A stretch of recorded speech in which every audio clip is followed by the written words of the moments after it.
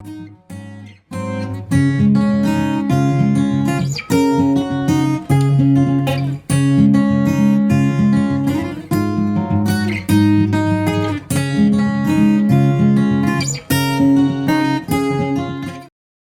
everyone and welcome to the 11th episode of an interview with Mr. Rajesh Talwar. This is your host Ananya Sharma. So last time we discussed the book Inside Gayland and we continue with the same series of this book being The Third Sex and Human Rights. So Mr. Talwar, welcome, and let's start off with the question that is the basic question.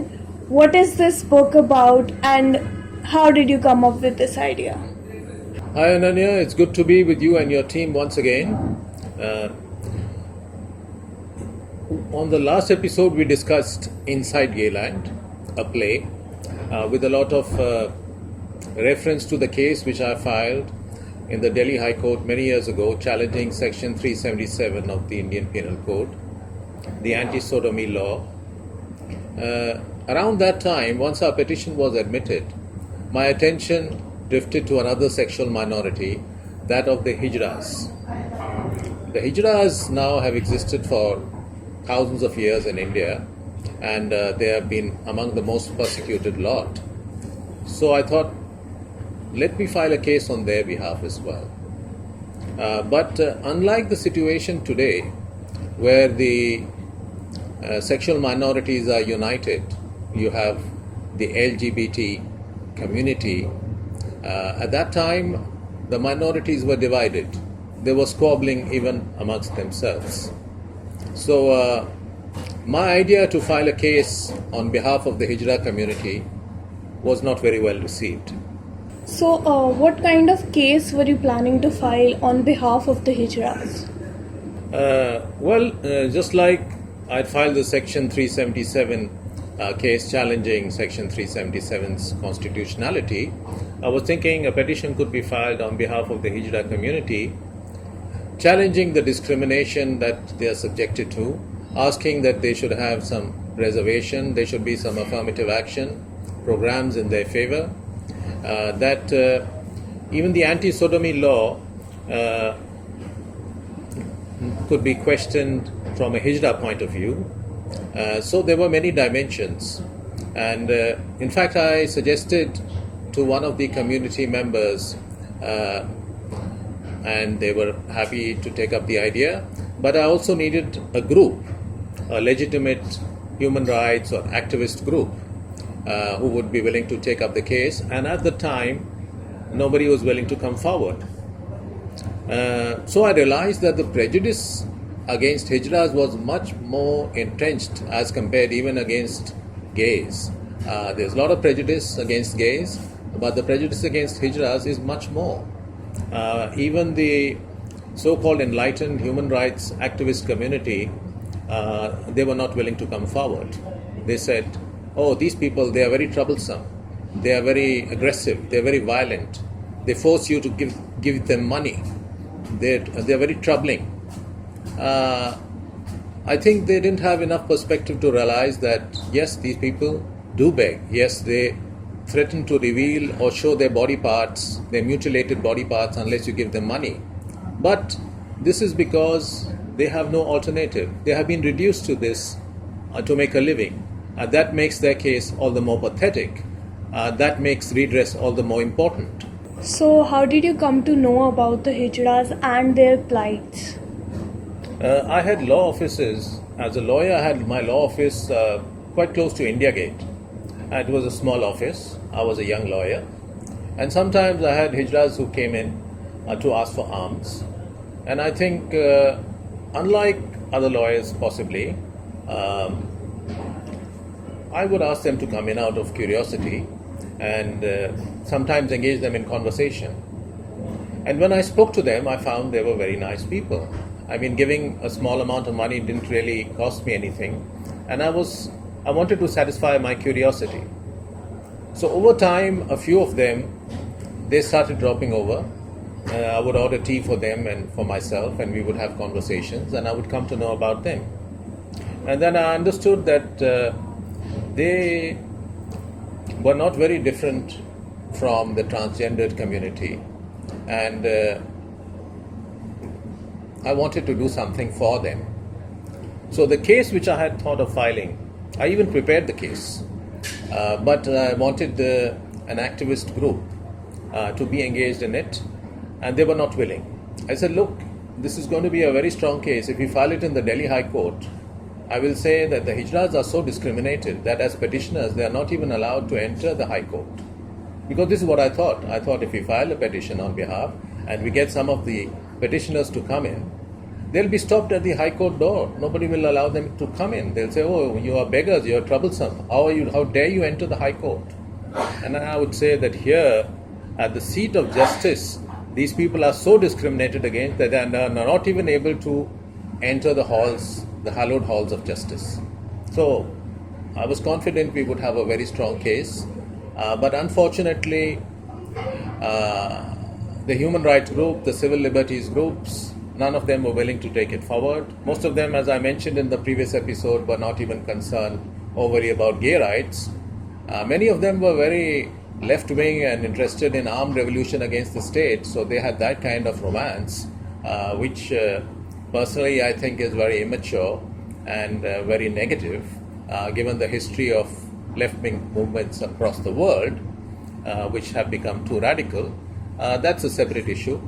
So I thought, okay, if you can't do anything about it, let's write about it. So I thought I would write a book on the third sex and human rights. So you've just told us that the hijras are like the transgenders. So can you simplify for our viewers who transgenders are? A transgendered person or a transsexual is somebody who has the physical, external and internal appearance and body parts of one sex, but who has the irrefutable conviction that he actually belongs to the opposite sex.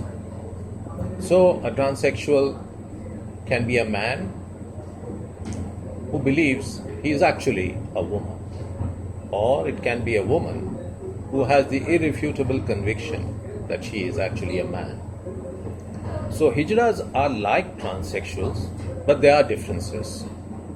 So hijra community, the researchers have found that many of them have identified with the female sex. Most of them have identified with the female sex, but many of them, they feel they are neither men nor women. So you could say that some of them believe they are more men, and others believe they are completely like women. Whereas in the West, they are more, they want to divide things into this or that. The transsexual definition is more that when you believe irrefutably that you belong to the opposite sex. The hijra is a wider category which includes people who may feel they belong to the opposite sex, but who may also feel they are a third sex. They belong to neither female nor male. So the hijras, they may not always believe that they are necessarily women. Most of them do, but some may believe they are neither men nor women. There's an American sociologist, Serena Nanda, who's written a very interesting book on the hijras. It's called Neither Men Nor Women. There were two important books which I read which made me understand hijras better. One was this book by Serena Nanda, very well recognized in the academic community. And the second was a book by an Indian, S.K. Sharma, Hijras, the Labeled Deviants. In both of them, in interviews with hijras, they found that most of them, when they were children, they would like to dress up as girls. They identified as belonging to the opposite sex, to the female sex. But some of them said, as they told Serena, we are neither men nor women. So writing this book in itself required a lot of research. So as a lawyer, how did you manage to find the time? When my proposal to file a case on behalf of the community before the courts didn't fly with the people I spoke to, Then I thought of writing this book, but then I was faced with a dilemma. Where would I get the time? How would I get the time? I was already teaching law in the evenings at university. In the day I was practicing law. Would I be able to research the issue properly to do a good book on it? Around that time, interestingly enough, I applied for and I was awarded a scholarship to go to Nottingham to do my master's there, an LLM in international human rights law.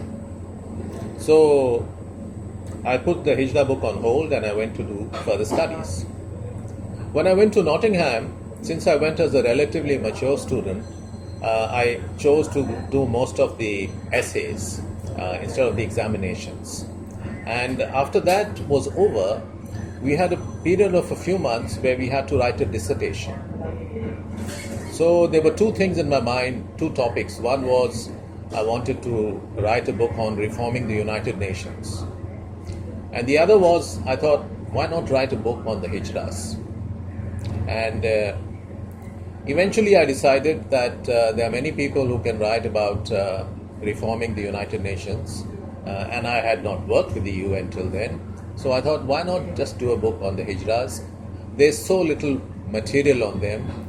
There's so little written on them. And whatever is written also is not written from a human rights perspective. There was more material on the transgendered and transsexual people who had filed cases before the European Court of Human Rights. And I thought, well, why not write a book on the Hijras and compare them with their fellow colleagues in the West and what their colleagues in the West, what they have been fighting for, what are the rights they have secured. So did you find the people in West more progressive towards the transgender people? Well, yes and no. Historically, in India, we were far more progressive with regard to sexual minorities, be they gay people or be they transgendered people. There were Rajas in ancient India, before the British came, who even, would mark certain land to be given away to the Hijra community. The Hijras were accepted in society. When the British came, they passed various laws. For example, Section 377, the anti-sodomy law, that was part of the British Victorian attitudes. And they also thought of the Hijras as criminals, as deviants, and they passed some laws. They passed a criminal tribes and Hijras law. They outlawed, they forced the kings who were giving land to Hijras and giving them certain rights. They told the kings, no, you cannot give these rights to them. These are criminals. They are like criminal tribes. So they passed legislation against them. So historically, we were more progressive. Then under British influence, we started accepting sodomy, anti-sodomy laws. We started treating the Hijras badly. The rights which they had previously, they started getting eroded.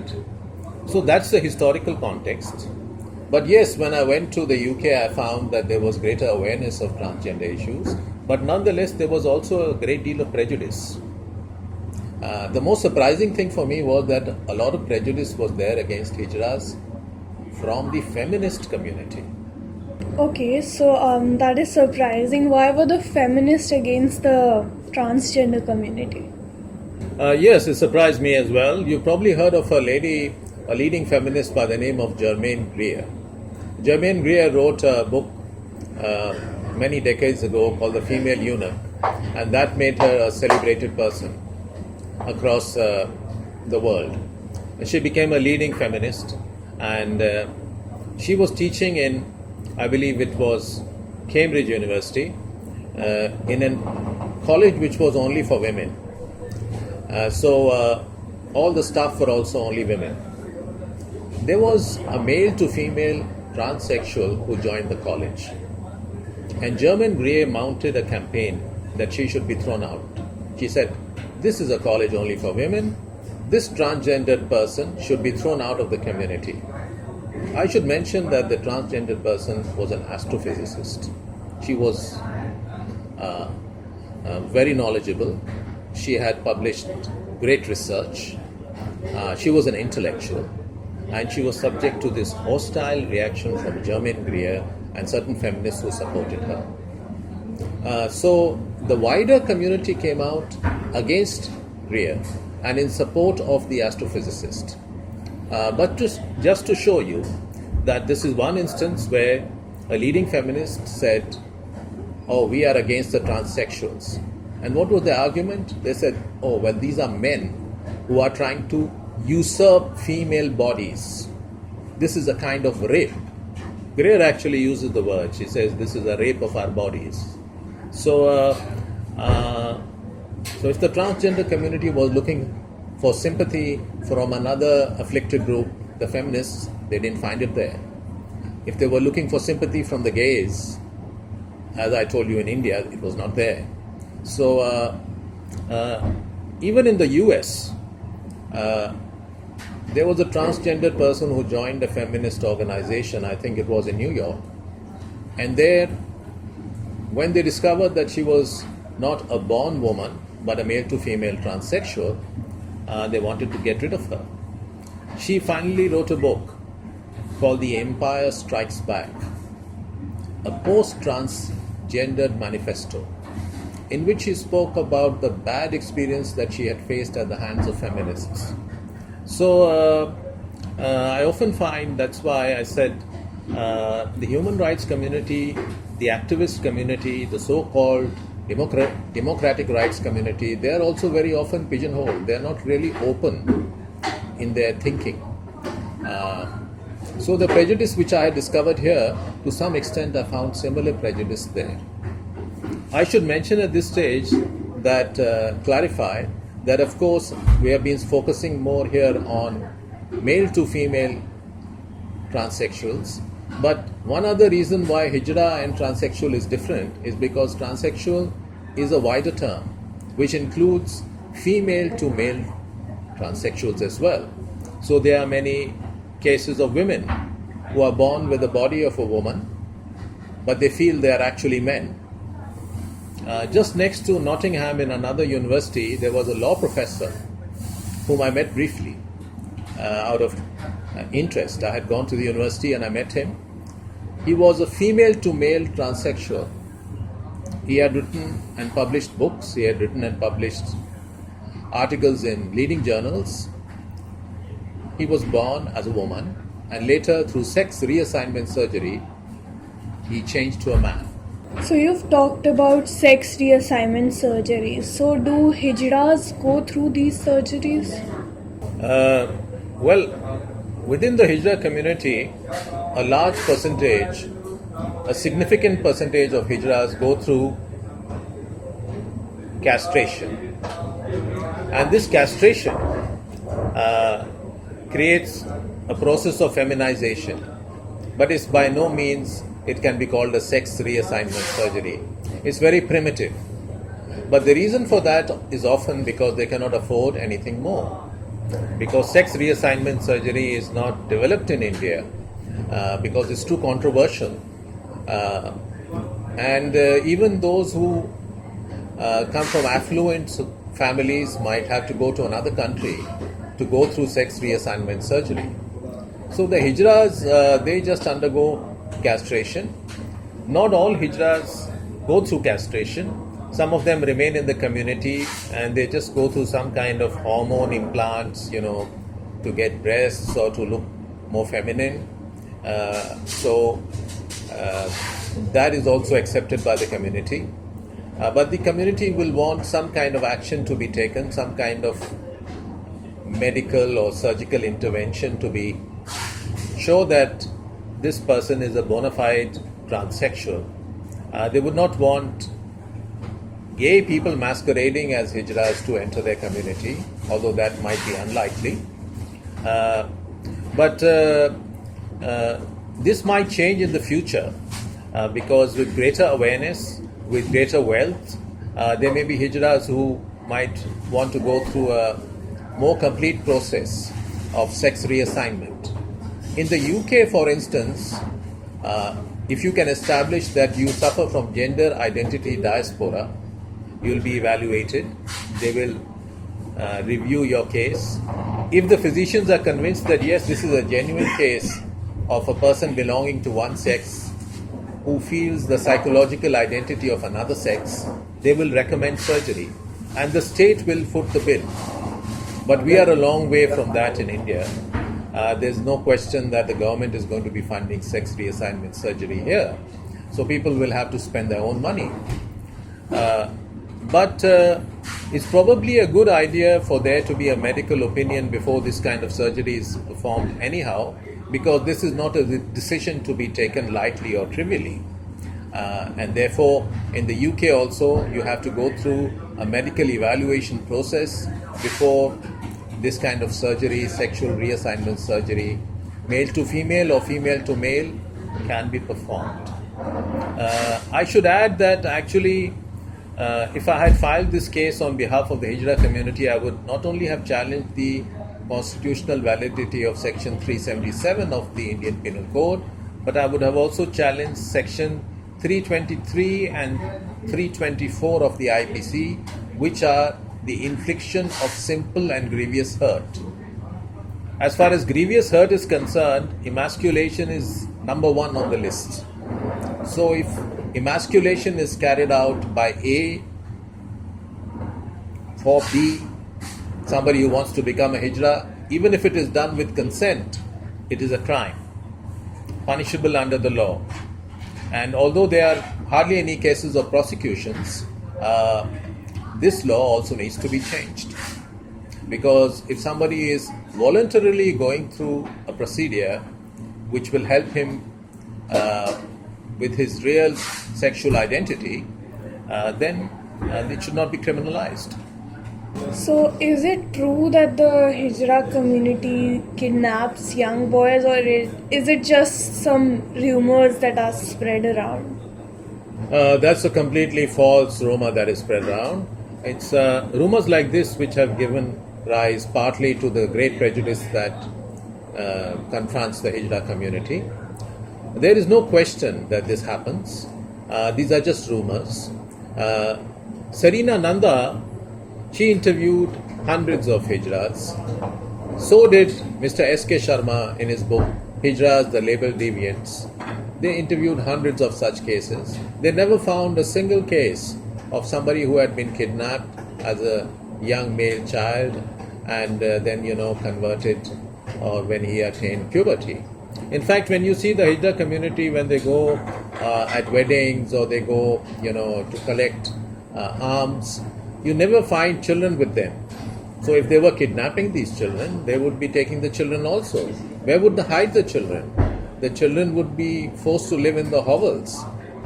Something like this would have been exploded as a story by journalists decades ago. It doesn't happen.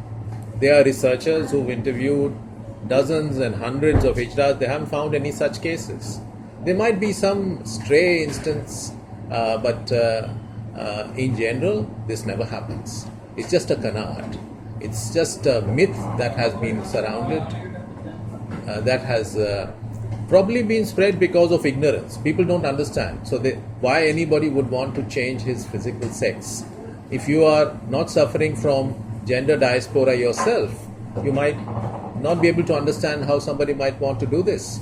So you think of explanations, and this is a convenient explanation. Oh, young boys are kidnapped and then they are kept somewhere. They are, once they attain puberty, then they are castrated forcibly and then they are forced to join the community.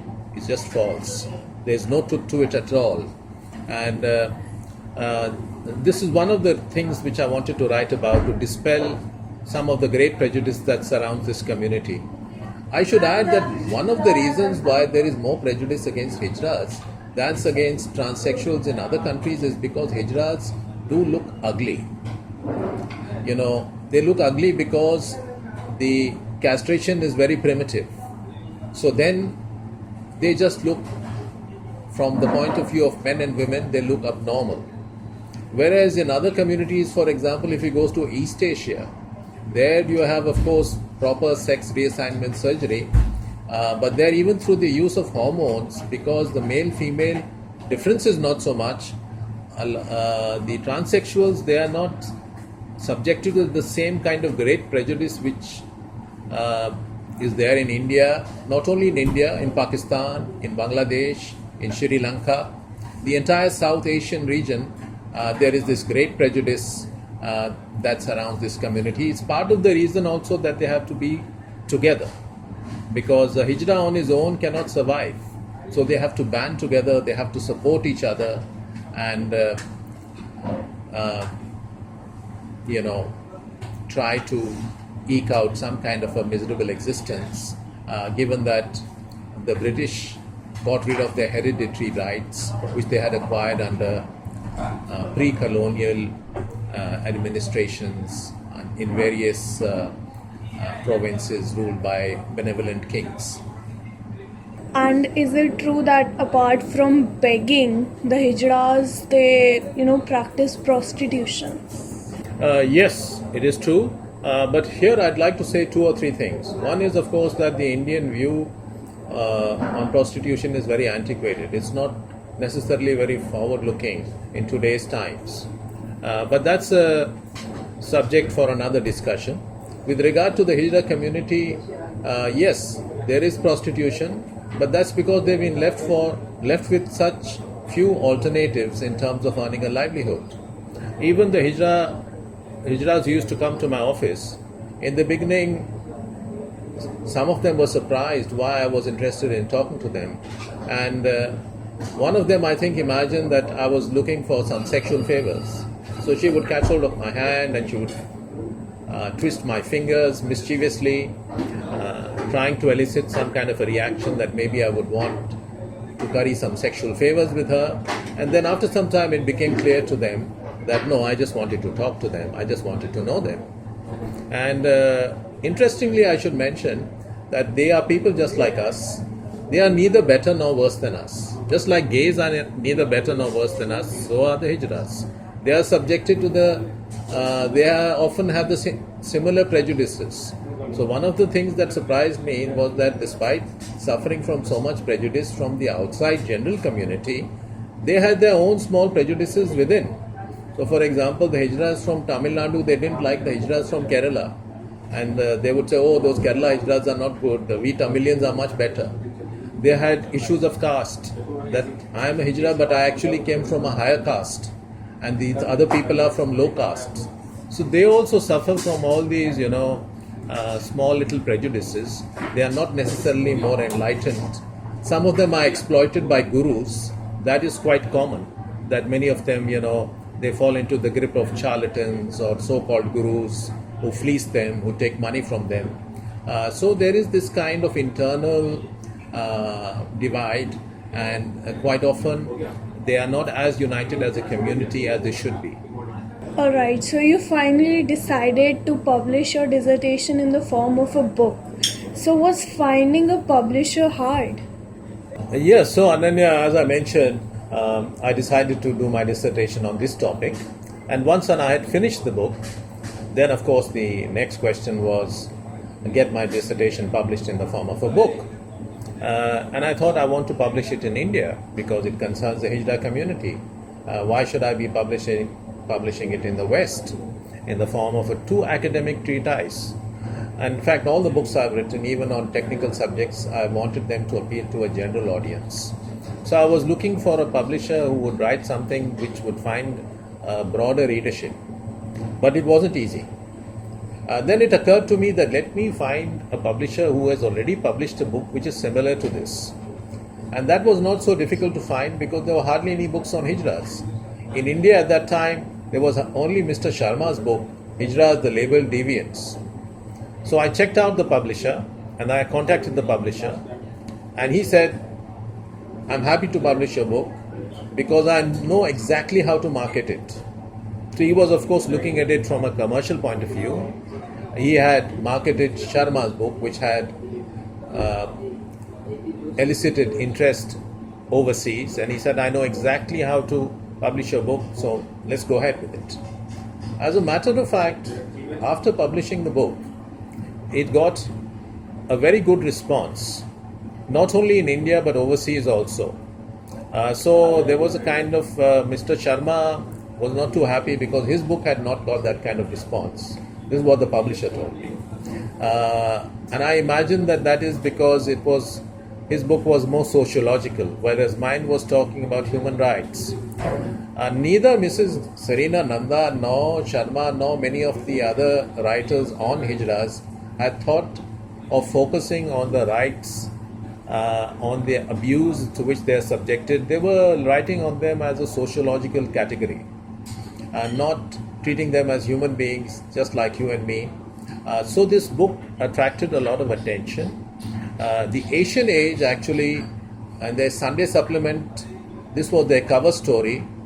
They excerpted the book over 4 or 5 pages. At that time, the Asian Age used to be published both from Delhi and from London. So I had friends in Nottingham who bought the copy, who bought the newspaper in London. So it got a fair amount of publicity. The book sold very well.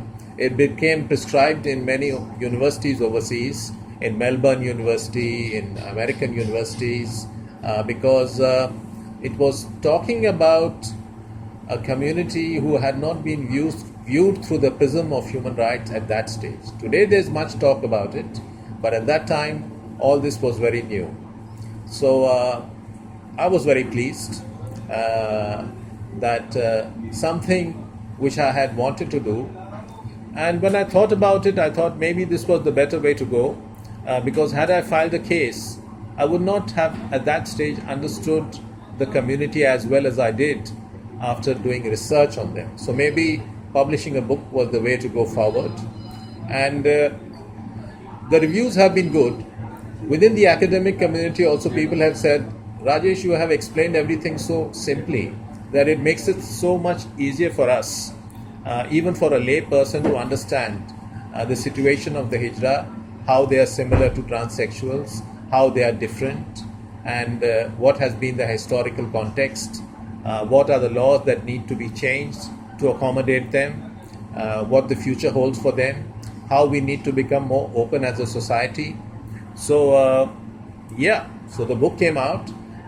We spent quite some time together, the publisher and I, looking for a face on the cover. So if you see the cover, it has a hijra's face, but it's a sensitive face. So sometimes hijras are discriminated against because they look, they have big teeth, because the castration has happened, but they have not really become feminized. So people are prejudiced because of their appearance. They look a bit scary to other people. So we went through lots of photographs. We found a photograph which was suitably sensitive, which would set the context. And so I'm very pleased. Later on, in fact, the same people who had told me among the community working with AIDS, on AIDS issues, they said, you were right. We should have filed that case. You were right. We had a wrong view of hijras. We misunderstood them. So things are different today. There's much greater awareness, though I suspect there's also a fair amount of ignorance on the subject. So the book continues to sell. It continues to remain relevant. And I hope we will become more open as a society as time passes, and the community will advance. I suspect that more and more hijras will go in for full reassignment surgery. Many of them will lead lives independent from the community. They will just be in the form of male to female transsexuals or female to male transsexuals. This will become an option. One more thing I should add, that although I explained that the hijras never kidnap people, and 95% of them are male to female transsexual, there is a small category of hermaphrodites who also are part of the hijra community. Hermaphrodites are children who are born with both sexual organs, maybe testes as well as ovaries. So there are different kinds of hermaphroditism. There are 5 kinds of hermaphrodites. I won't go into the discussion, but these are children who are born with organs of both sexes. So some of them a very small minority, because it's a very rare phenomena in nature, they also form part of the hijra community. So, yes. Like every episode, we hope this one was very informational as well, and we all got to learn something new. Mr. Talwar, thank you for being with us as usual. Thanks, Ananya. It's always been a pleasure talking to you about these books, and thanks to your team as well. Before signing off, I should mention, that one thing leads to another. My book on the gay community, on Section 377 Inside Gayland, which we discussed in our last episode, that in a way led to my next book, which was on the hijra community, the third sex and human rights. And then this led me to consider our ideas on aesthetics, on ugliness and beauty. And this influenced the course of writing my next book, which was a novel called Simran, which we might discuss in some future episode.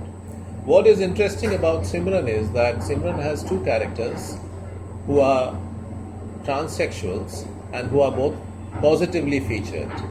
I noticed that in cinema particularly, the hijras are generally not well represented. So I remember seeing a Bollywood movie in which the hijra is running a crime racket. Of course, hijras can be evil, but they are quite often, they have been portrayed negatively in more recent literature. So my novel is an attempt to correct that. But we will discuss Simran in some future episode.